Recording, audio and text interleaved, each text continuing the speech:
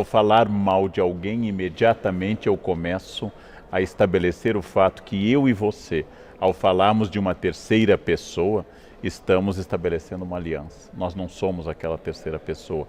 Isso cria nossa identidade. Isso cria uma relação de amizade. Você é amigo também por falar mal de X ou Y e falar bem de X ou Y. Eu fui uma vez a um programa e o apresentador começou dizendo isso, né?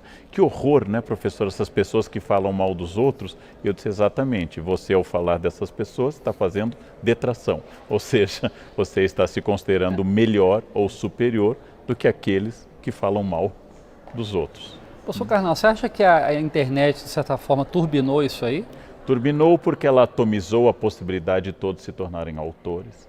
Turbinou porque ela retira o ônus da presença física. É mais difícil falar mal das pessoas com o risco físico da presença, do ônus de, por exemplo, receber uma resposta na cara ou até uma agressão física, mas também porque neste nosso mundo líquido, usando uma expressão do Bauman, nós nos tornamos todos autores com autoridade.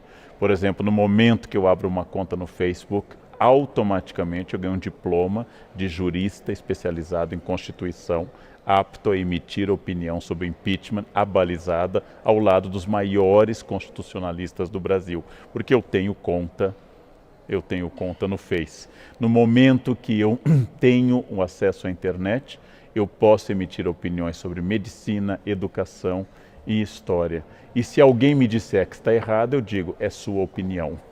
Há poucos dias eu emiti uma opinião sobre o abandono que o Reino Unido está fazendo da União Europeia. Um menino de 14 anos me respondeu, você está completamente equivocado. E eu pensei, a mãe dele era virgem e eu já publicava livros sobre o tema.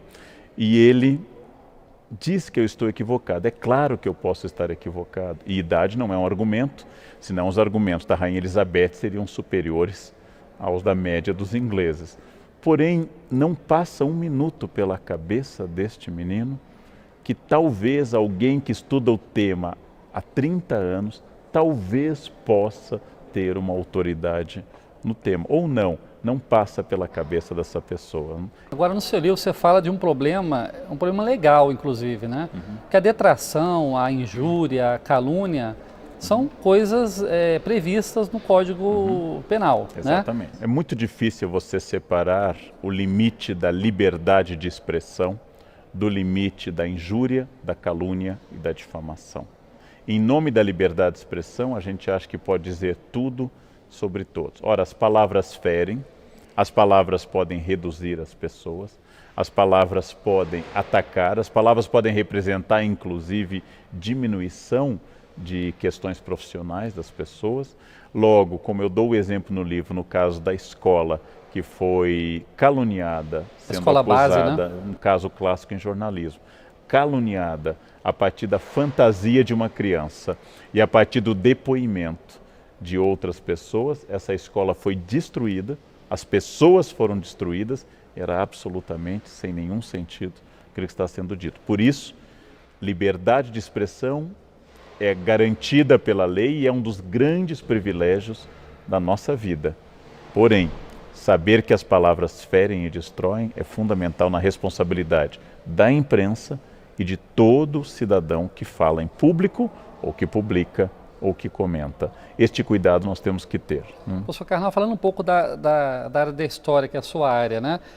Falar mal do opressor é uma forma de detração ou seria apenas uma arma do fraco contra o poderoso? As duas coisas, porque, como eu dou o exemplo no livro, a estátua do Pasquino, que fica do lado da Piazza Navona, onde o Brasil tem embaixada, bem perto da embaixada brasileira, ela tem uma boca redonda no qual os romanos há séculos colocavam ataques, ora aos papas, agora podia ser ao Berlusconi, a situação da Itália e assim por diante. O humor, a ironia popular, a charge, o veneno, é uma espécie de arma contra quem a gente não tem mais nenhum poder. Professor, o debate político de hoje é um poço de maledicências, né? O senhor acompanha isso muito bem. Sempre foi assim ou a gente está vivendo um momento excepcionalmente ruim? Sempre foi assim. No século XIX, quando Dom João VI chegou, o príncipe ainda regente, não Dom João VI, e colocou nas portas da Casas PR, Príncipe Real, os cariocas leram como Ponha-se na Rua. A detração política tem uma função.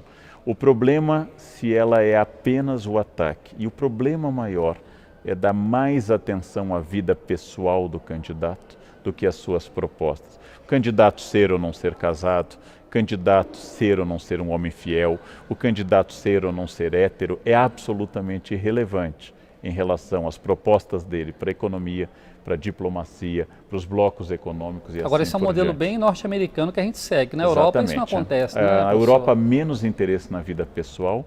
Nos Estados Unidos, a cultura da democracia midiática tornou a vida pessoal mais importante. O candidato deve necessária e obrigatoriamente ir para a convenção do partido com a sua esposa, de preferência com 2 filhas, esse é o ideal. Se forem loirinhas, melhor ainda, e ele deve agradecer a Deus, logo em seguida a companheira que o acompanha há décadas, que é a sua esposa, beijá-la, não de forma erótica, mas de forma apaixonada, e passar a mão na cabeça das filhas. Ele deve dizer que família é tudo, então ele é livre para dizer suas ideias políticas. É quase que a carteira apresentada para ele poder ingressar na política, não? Agora, essa detração em voga na política brasileira, parece que, de certa forma, ela contaminou a sociedade, né? Essa história do Fla-Flu, como é que você analisa a forma como as pessoas se tratam hoje? Pessoas que têm diferença política e se tratam sempre de forma detratando um ao outro, caluniando um ao outro. Nós sempre fomos detratores, essa é uma característica. Ulisses Guimarães chamou a junta militar de 1969 de os Três Patetas. Não era uma análise política, não era uma referência ao Moe, ao Larry, ao Joe, como uma tentativa de estabelecer uma proximidade com essas personagens. Porém, a detração é uma questão e é uma questão importante. A outra é o debate de Fla-Flu, nós e os outros, a adjetivação estúpida que tomou conta, porque ela não faz avançar o debate político. Na medida em que cada lado apenas adjetiva, cada lado apenas diz você é o mal e eu sou o bem, nós não temos um acordo político. Nós gostamos mais da força, da intervenção, do Estado e da fofoca.